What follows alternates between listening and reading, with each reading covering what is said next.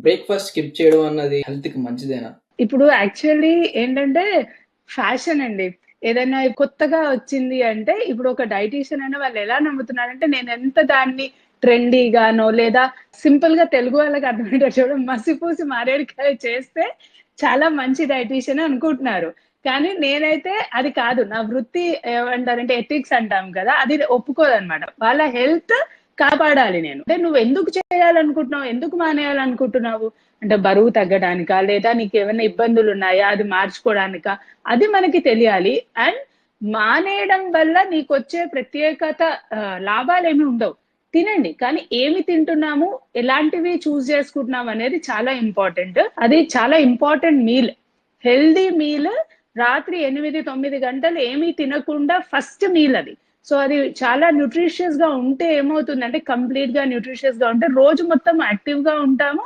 And రోగాలు రాకుండా కాపాడడానికి ఎక్కువ లాభాలున్నాయి అనే రీసెర్చ్ చెప్తోంది. అండ్ నా ఎక్స్‌పీరియన్స్ గూడా అదే చెప్తోంది.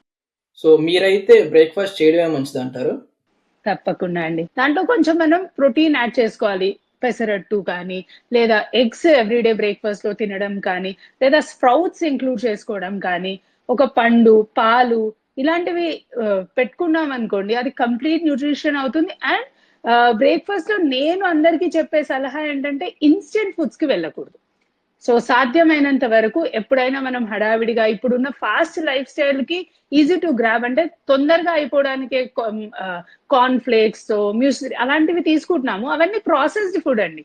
అవి ఎప్పుడైనా ఒకసారి వారానికో లేదా హడావిడిలో ఉన్నప్పుడు తీసుకోవాలి తప్ప, ఎప్పుడూ ఫ్రెష్‌గా వండిన పదార్థాలు తీసుకోవడం వల్ల నీకొచ్చే లాభం ఎక్కువ.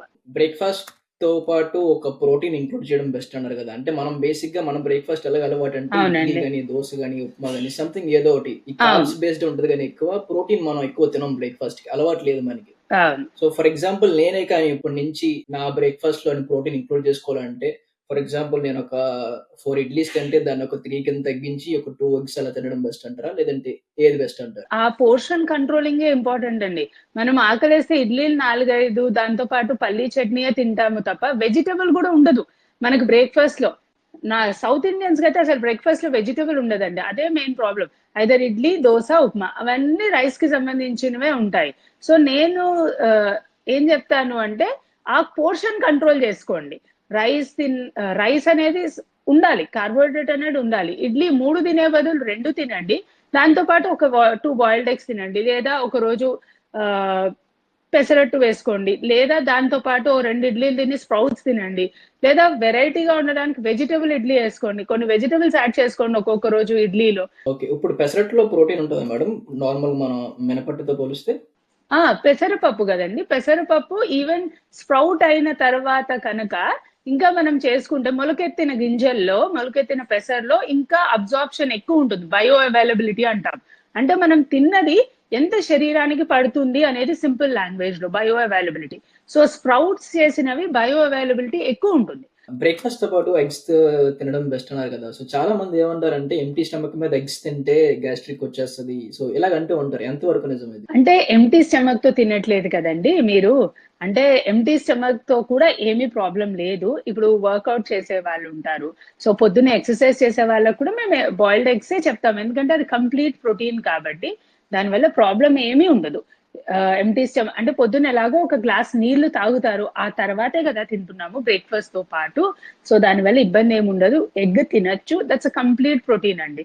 మంచిగా బాయిల్ చేసుకొని, అందులో కొన్ని సార్లు వెజిటబుల్స్ ఏసుకొని, వెజిటబుల్ ఆమ్లెట్ లాగానో, సో, కొన్ని రకాలు చేసుకుంటూ కూడా తినొచ్చు. ఇందాక నాకొక విషయం అయితే క్లారిటీ రాలేదు. సో, బ్రేక్‌ఫాస్ట్ తినడమే మంచిదంటారు. కానీ స్కిప్ చేయడం వల్ల ఏమైనా ప్రాబ్లమ్స్ ఉన్నాయా? అంటే చాలా మంది బ్రేక్‌ఫాస్ట్ స్కిప్ చేయడం వల్ల గ్యాస్ట్రిక్ వస్తదంటారు. సో, ఇది నిజమేనా? అవునండి. బ్రేక్‌ఫాస్ట్ స్కిప్ చేయడం వల్లే ప్రాబ్లమ్స్ ఎక్కువొస్తాయి.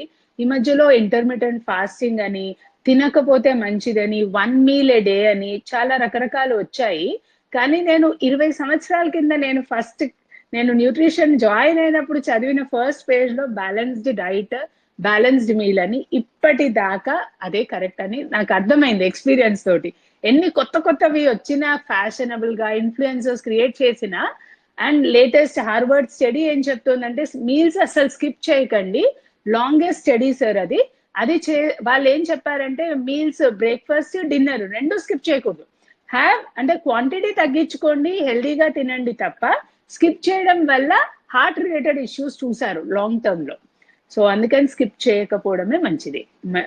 హెల్దీగా తినండి, హెల్దీ మీల్ తో బ్రేక్ఫాస్ట్ స్టార్ట్ చేయండి, లైట్ గా డిన్నర్ తినండి, బట్ స్కిప్ మీల్స్ మాత్రం మానేయడం మాత్రం చేయకూడదు. ఈ వీడియో అనేది నేను ఈ డైటీషియన్‌తో చేసిన పాడ్‌కాస్ట్‌లో ఒక చిన్న పార్ట్ మాత్రమే. ఫుల్ ఎపిసోడ్‌లో అసలు బ్రేక్‌ఫాస్ట్ ఎందుకు స్కిప్ చేయకూడదు? బ్రేక్‌ఫాస్ట్‌కి ఏది తింటే మంచిది? పొద్దున్నే టీ కానీ, కాఫీ కానీ తాగడం మంచిదేనా? ఇంటర్మిటెంట్ ఫాస్టింగ్ ఎందుకు మంచిది కాదు? మన ఆరోగ్యం బాగుండాలంటే మనం రోజు ఏం తినాలి? ఒక హెల్తీ లైఫ్ స్టైల్‌లో ఏం ఉండాలి? ఇలాంటి చాలా టాపిక్స్ మాట్లాడుకున్నాం. వీడియో అయితే చాలా ఇన్ఫర్మేటివ్‌గా ఉంటది. వీడియో లింక్ ఇక్కడ ఉంటది. నెక్స్ట్ వీడియోలో కలుద్దాం.